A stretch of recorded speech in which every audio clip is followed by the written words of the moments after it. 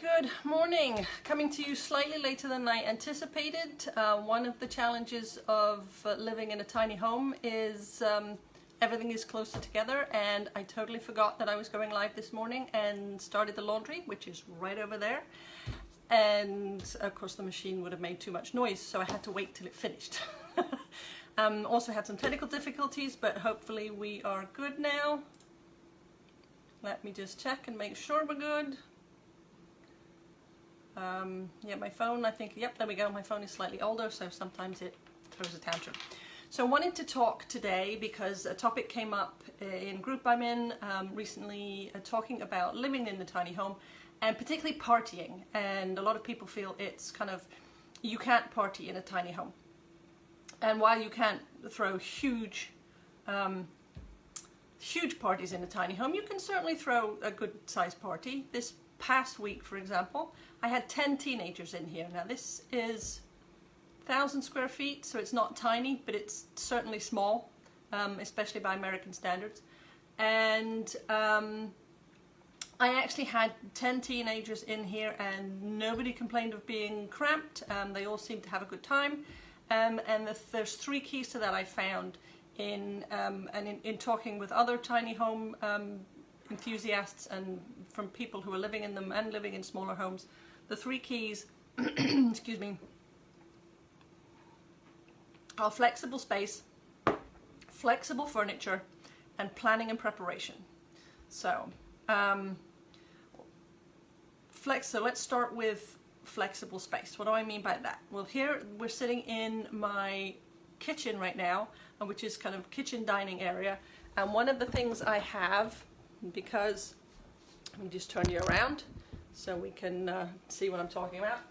This is my whole pantry area, and it's on wheels, so this is extra prep space, but this basically comes and goes into, fits very nicely. I'm not going to roll it in there right now because there's a threshold strip that they have to bump over. So, but these go into that closet there, out of the way, leaving me all this huge space in which to have everybody come and go.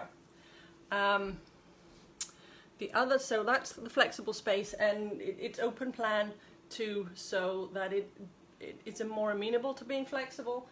So you can push furniture back and open up the space, especially if you have dual purpose furniture that can be bench or table. You can configure it to how you need it, which is the flexible furniture part. And what do I mean in the kitchen by flexible furniture? Let's see if I can turn you around. As you can see, this table here is expandable.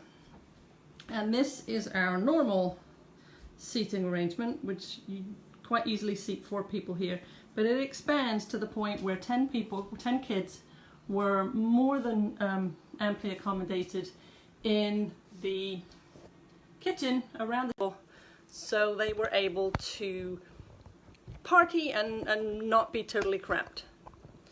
So the last part, of course, is I'm all about the planning and preparation, which kind of go hand in hand together. You can't be having, cook halfway through and be cooking in the kitchen when there's 10 people in here. It just wouldn't work. So plan ahead and prepare ahead and have all the food ready. And you can have it ready and holding, or plan the menu so you don't have to have a lot of cooking at the last minute, which is where the planning comes in. And if you put all those pieces together, you flex your space, you flex your furniture, and or double duty furniture that can fold away into nothing, then you can have a very successful, pretty large party. 10 teenagers in the house is probably more than most people would want. Even in a larger house. So flexible space, flexible furniture, and detailed planning, and you can have a very successful party in a tiny home. Thank you for listening. I'm Sarah Moore, and I'm all about thinking outside the tiny box to make tiny living possible for families, or small living, 800 to 1,000 square feet, if you just won't fit into a tiny home, and to really reap the benefit of smaller living, more intentional living. So please stick around, check out the Facebook page. The website's coming. The website is being completely revamped right now. I'll announce it when it's done. But thank you, and if you have any challenges with tiny living, please let me know and I'll see if I can address them. Thank you.